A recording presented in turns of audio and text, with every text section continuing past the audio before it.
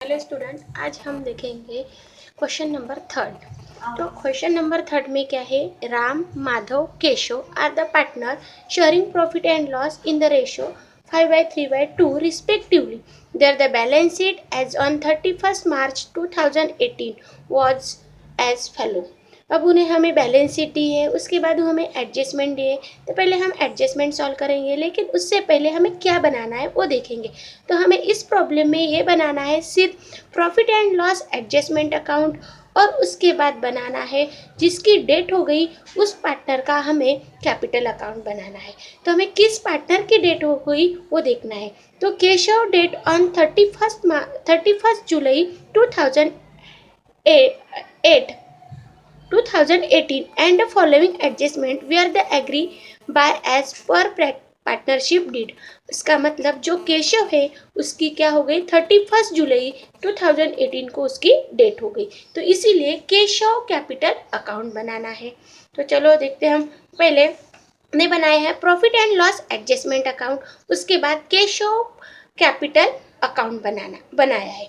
इसीलिए पहले हम लिख देंगे केशव ने अपने बिजनेस में कैपिटल कितना लाया था वो देखेंगे.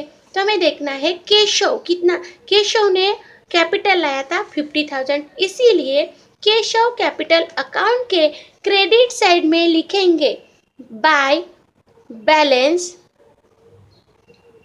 Brought down. कितना लाया था, 50,000. उसके बाद जनरल रिजर्व देखेंगे. जनरल रिजर्व कितना है, 25,000. लेकिन ये जनरल रिजर्व भी क्या करना पड़ता है, हमें बांटना पड़ता है, डिवाइड करना पड़ता है. जितने भी पार्टनर है उतने ही पार्टनर को उनके रेशो से क्या करना पड़ता है, डिवाइड करना पड़ता है. तो चलो डिवाइड करते हैं हम जनरल रिजर्व.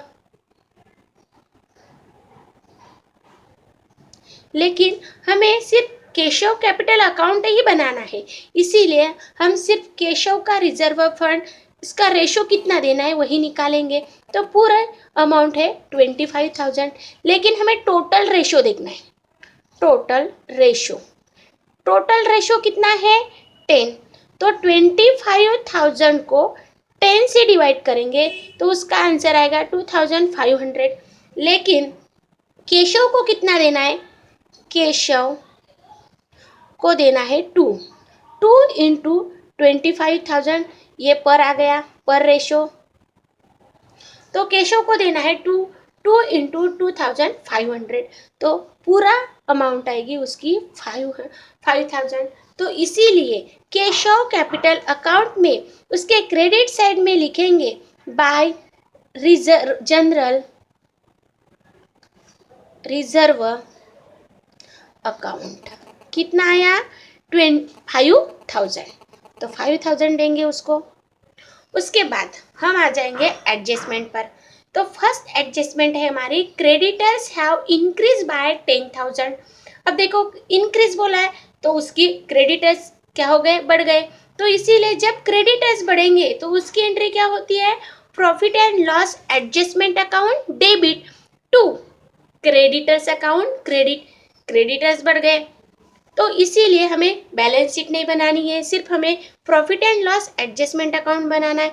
इसीलिए 10,000 से क्रेडिटर्स बढ़ गए तो इसीलिए क्रेडिटर्स अकाउंट कितने बढ़ गए, 10,000. उसके बाद goodwill is to be the calculated 2 years purchase. मतलब जो गुडविल है वो 2 years परचेस किया है, लेकिन उसका एवरेज प्रॉफिट हमें उन्होंने प्रॉफिट 5 years. तो एवरेज प्रॉफिट उन्होंने 5 years का दिया है, इसीलिए पहले हमें निकालना पड़ेगा गुडविल. तो गुडविल निकालने के लिए पहले हमें निकालना पड़ता है एवरेज प्रॉफिट.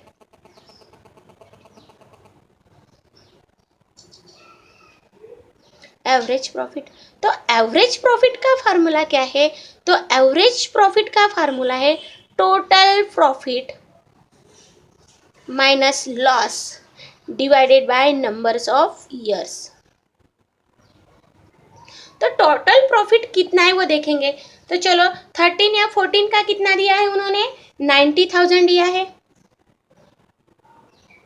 प्लस 14 या 15 का कितना दिया है, 1 लाख दिया है. उसके बाद 15 या 16 का कितना दिया है, 60,000 दिया है। उसके बाद 16 या 17 का कितना दिया है, 50,000 दिया है। उसके बाद उन्होंने हमें लॉस दिया है, वो अभी 17 या 18 का, तो लॉस हमें करना पड़ता है माइनस, और वो लॉस दिया है 50,000। उसके बाद डिवाइड क्या करना है, नंबर ऑफ ईयर्स, तो नंबर ऑफ ईयर्स प्रॉफिट या लॉस कितने साल का है, 5 ईयर्स का, तो 5 से हमें क्या करना पड़ेगा, डिवाइड करना पड़ेगा। अब उसकी टोटल करनी पड़ेगी, तो ये 50,000 तक टोटल आती है 3 लाख। अब 3 लाख माइनस लॉस, लॉस कितना है, 50,000। अब ये 3 लाख में से 50,000 माइनस करना पड़ेगा, तो वो आएगा 2,50,000। ये 2,50,000 डिवाइडेड बाय 5 मतलब नंबर ऑफ ईयर्स, तो ये 2,50,000 को 5 से डिवाइड किया तो उसका आंसर आता है 50,000। ये 50,000 ये क्या हो गया हमारा एवरेज प्रॉफिट, ये हो गया हमारा एवरेज प्रॉफिट। अब निकालना है हमें गुडविल। अब ये गुडविल का फार्मूला क्या है, गुडविल का फार्मूला है average profit, profit into number of year purchase. अब एवरेज प्रॉफिट कितना निकाला हमारा 50,000 into number of year purchase. अब देखो उन्होंने दिया है goodwill is to be calculated at 2 years purchase, तो goodwill number of years purchase कितना दिया है 2 लाख, तो इसीलिए हमारी गुडविल निकल गई, गुडविल कितनी है 1 लाख। अब ये गुडविल क्या करना है, उसके पार्टनर या जो जिसकी डेट हो गई वो पार्टनर्स को क्या करना है, देना है। तो अब सिर्फ हमें पार्टनर्स का अकाउंट नहीं बनाया सिर्फ हमने क्या बनाया है, केशव कैपिटल अकाउंट, जिसकी डेट हो गई उसी का अकाउंट हमने बनाया है, इसीलिए उसके रेशो से उसको क्या करना है, देना है। तो गुडविल कितनी है हमारी, गुडविल 1 लाख, लेकिन उसकी डेट कब हो गई थी, उसकी डेट हो गई थी 1 जुलाई को, तो 1 जुलाई को डेट हो गई थी, लेकिन हमारा फाइनेंशियल ईयर कब खत्म होता है 31 मार्च, और स्टार्टिंग कब होती है 1 अप्रैल, तो 1 अप्रैल से जिसकी डेट हो गई, जिस पार्टनर की डेट हो गई वहां से हमें कैलकुलेशन निकालना पड़ेगा, तो वो आता है 4th मंथ, तो इसीलिए 4 डिवाइडेड बाय 12 इनटू उसका रेशो कितना है, रेशो है 2 डिवाइडेड बाय 10, तो वो आएगा 20,000। तो ये गुडविल क्या करना पड़ेगा, हमें पहले देना पड़ेगा, किसको देना है, केशव को देना है, तो इसीलिए उसके केशव के कैपिटल अकाउंट में उस क्रेडिट साइड में लिखेंगे गुडविल अकाउंट, कितना देना है 20,000, इसीलिए उसकी एंट्री आ जाएगी goodwill account debit to Keshav capital account credit. उसके बाद वो बोल रहा है कि Keshav share it work given to him, मतलब उसका गुडविल हमने दे दिया, लेकिन उसके बाद adjustment number 4th loose tools and livestock were the value at 18,000 and 1,20,000 respectively, मतलब लूज एंड टूल्स कितना है वो देखना पड़ेगा हमें बैलेंस शीट में, लूज एंड टूल्स ये है 50,000, लेकिन उन्होंने कितने लगाने के लिए बोला है, उसकी वैल्यू कितनी बताई है 18,000, इसका मतलब वो 15,000 है और ये 18,000, इसका मतलब वो क्या हो गई 30,000 से बढ़ गई। जब असेट वैल्यू इंक्रीज होती है तब उसकी एंट्री हो जाती है asset account debit to profit and loss adjustment account credit, तो इसीलिए असेट अकाउंट हमने बनाया नहीं है, तो इसीलिए हम बनाएंगे profit and loss adjustment account के क्रेडिट साइड में by loose tools account credit, tools account कितना इंक्रीज कितनी हो गई, वह है 15,000 और उन्होंने बताया है 18,000, इसीलिए वो कितने 30,000 से क्या हो गई, इंक्रीज हो गई। उसके बाद लीव स्टॉक है, लीव स्टॉक कितना है 1 लाख, लेकिन उन्होंने कितना बोला है लगाने के लिए 1,20,000, इसीलिए लीव स्टॉक की भी वैल्यू क्या हो गई 20,000 से बढ़ गई, इसीलिए उसकी भी एंट्री हो जाएगी livestock account debit to profit and loss adjustment account credit. तो इसीलिए profit and loss adjustment account के क्रेडिट में लिखेंगे लीव स्टॉक अकाउंट 20,000 से। उसके बाद उन्होंने बोला है कि adjust number 5 RDD was maintain at ₹10,000। अब देखना पड़ेगा, ये आरडीडी हम लेते हैं डेटर्स पर, डेटर से 1,50,000, लेकिन हमें बैलेंस शीट तो नहीं बनानी है, तो इसीलिए वो क्या हो गई, बढ़ गई, आरडीडी क्या हो गया, बढ़ गया। अब ये आरडीडी बढ़ गया, इसीलिए उसकी एंट्री हो जाएगी profit and loss adjustment account के डेबिट साइड में टू आरडीडी अकाउंट। कितना बढ़ गया 10,000। उसके बाद उन्होंने क्वेश्चन एडजस्टमेंट नंबर 6 दिया है, कमीशन ₹2,000 पर एनम, मतलब पर एनम मतलब पर मंथ का कितना दिया है 2,000 was payable to Keshav profit for the 2018 to 19 was estimated at rupees 45,000 and Keshav share in it up to date his date was given to him। अब देखो commission पहले हमें निकालना है, कमीशन पर मंथ का कमीशन उन्होंने कितना दिया है, कमीशन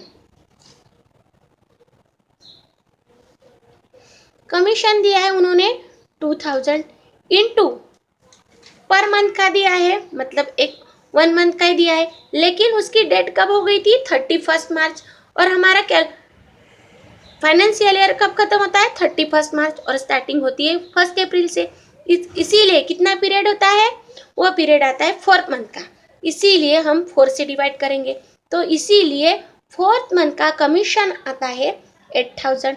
तो उसकी सेकंड एंट्री करेंगे हम commission account debit to Keshav capital account credit में। अब के कमीशन अकाउंट हमें बनाना ही नहीं है, तो इसीलिए बाय केशव कैपिटल अकाउंट के क्रेडिट साइड में लिखेंगे कमीशन अकाउंट, वो आ गया हमारा 8,000। उसके बाद उन्होंने केशव का प्रॉफिट निकाल कर दिया है, वो भी 2018 to 19 का कितना दिया 45,000। अब ये 45,000 उन्होंने प्रॉफिट दिया है, प्रॉफिट 45,000, लेकिन उसका प्रोपोर्शनेट पीरियड कितना है, प्रॉफिट फॉर proportionate period 31 मार्च 2000।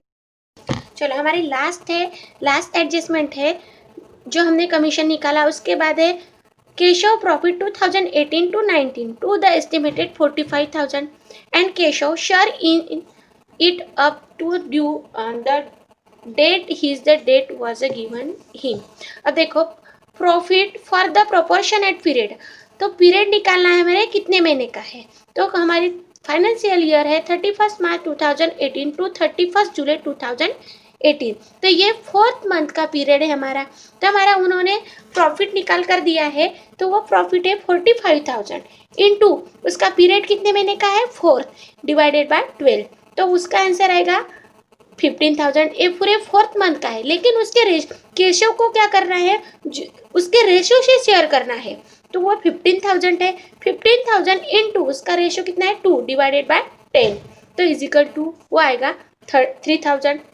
अब ये 3,000 क्या करना है कि हमें उसके सिर्फ केशव को ही देना है, क्योंकि वो उसकी डेट हो गई, इसीलिए वो profit and loss suspense account. तो इसकी एंट्री होती है profit and loss suspense account debit to Keshav capital account credit. तो इसीलिए सस्पेंस अकाउंट नहीं बनाया हमने, इसीलिए केशव कैपिटल अकाउंट के क्रेडिट में लिखेंगे profit and loss suspense account.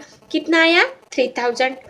अब क्या करना है, हमें देखना है हमारे प्रॉफिट एंड लॉस एडजस्टमेंट में प्रॉफिट आया या लॉस आया है।